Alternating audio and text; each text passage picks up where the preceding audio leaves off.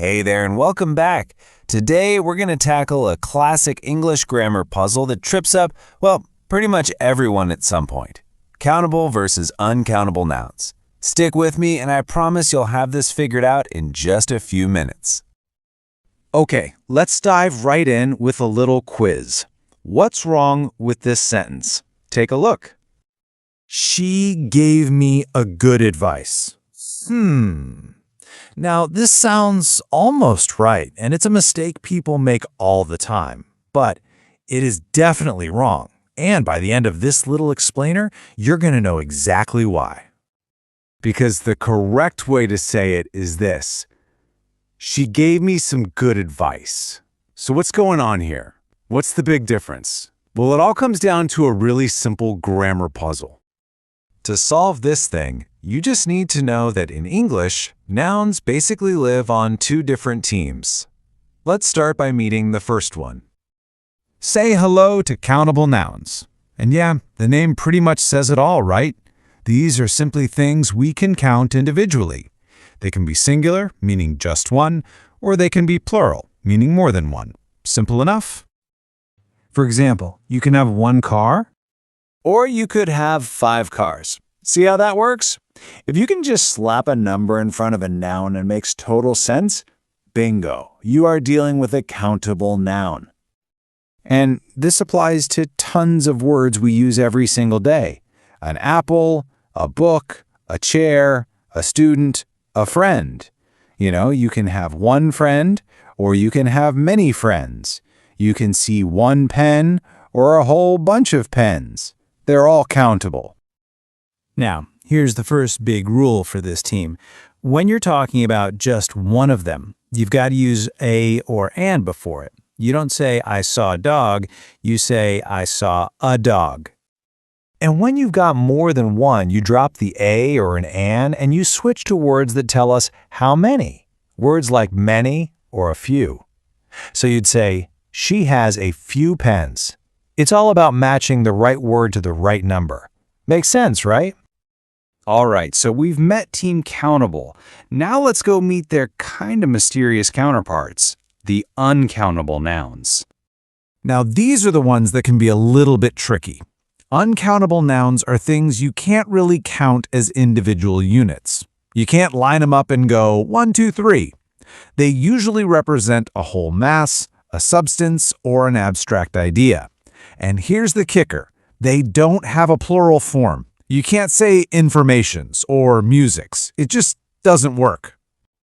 So here's a little mental trick for you. When you see a noun, ask yourself, is this an idea, like information? Or is it a liquid, like water? Or maybe a material that's made of tiny little parts, like rice? If the answer is yes, it's probably uncountable.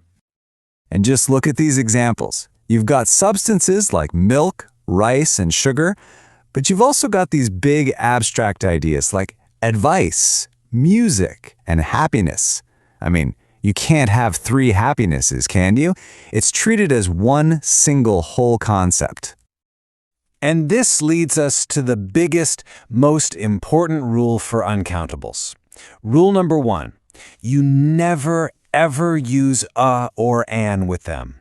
It is just grammatically wrong to say a rice. Instead, you'd say some rice. And just like the other team, uncountables have their own special words to say how much. We use words like much and a little. So you'd say something like, there isn't much sugar left. You would never ever say, there isn't many sugar left. Okay, so we've met both teams, we've learned their rules, now it's time for the main event, the Noun Showdown, where we put them side by side. Let's just break this down. First question, can we count them? Yes for countable, no for uncountable. Do they have a plural form? Again, yes for countable, no for uncountable. Can we use a or an? Only with a single countable noun.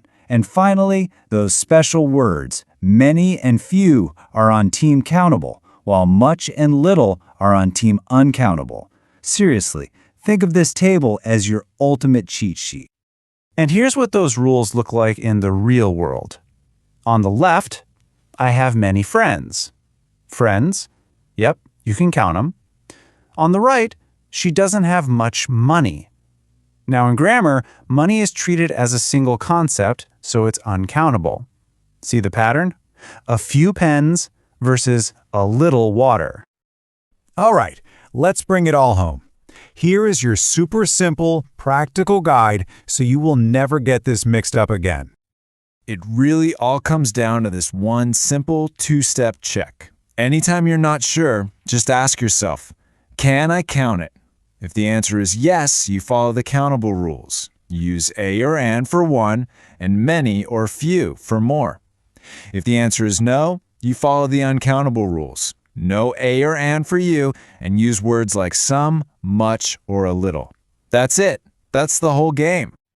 And just like that, our original puzzle is solved. We can't say a good advice because advice is an uncountable idea. It has to be some good advice. But, that leaves us with one final, kind of curious question. If coffee is an uncountable liquid, why is it totally fine to walk into a cafe and order 2 coffees? Something to think about. Thanks so much for joining me.